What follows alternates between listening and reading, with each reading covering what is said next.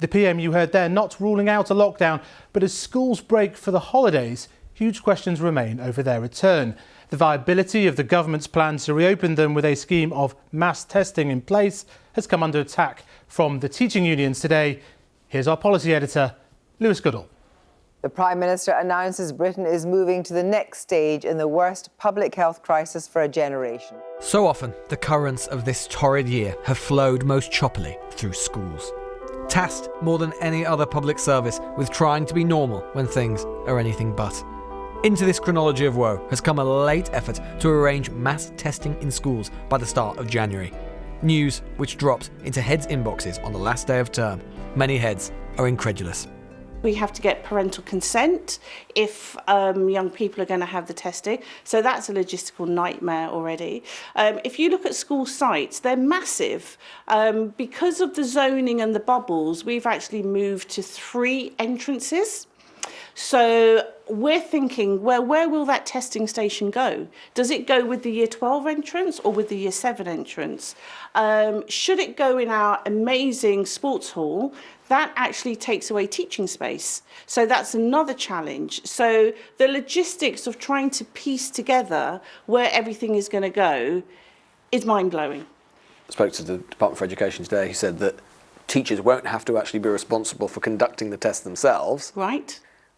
But then they're saying that an army of volunteers will be able to do it and support staff.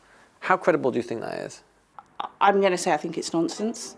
This disdain goes much wider than this corner of North London. Somehow, this announcement managed to do what almost never happens. It brought all the teachers' unions and educational employers' organisations together, issuing a joint statement condemning the government's plans as unworkable and chaotic. Further anger came today when Newsnight revealed that the Department for Education was offering £1,000 for civil servants to work over the Christmas period to help set the system up, with no equivalent for heads or teachers.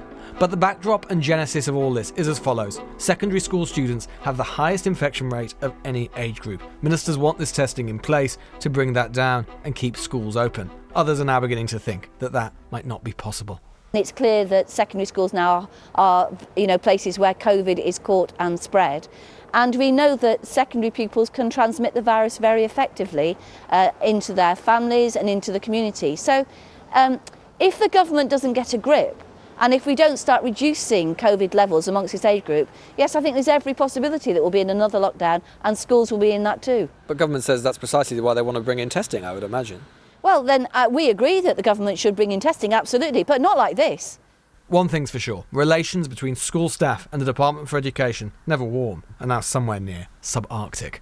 DfE sources say that they're cognizant of what a huge problem staff absence has been, what a huge problem pupil absence has been. They're cognizant of the fact that there could be a spike in the early part of January, and they have this new testing capacity, so why not use it to ameliorate those problems? And that is all laudable. The problem is that it comes at the end of a year where the goodwill that would be required from within the teaching profession to get all of this new system up and running by the start of January has, after this year, all but evaporated. For so many of us, it's been a year to forget, but we know in our bones we won't. Not least because we know its spirit endures that January bodes ill. If it's government's hope that mass school testing might make the coldest month more bearable, might avert lockdown, might keep the school lights on, they may need to think again.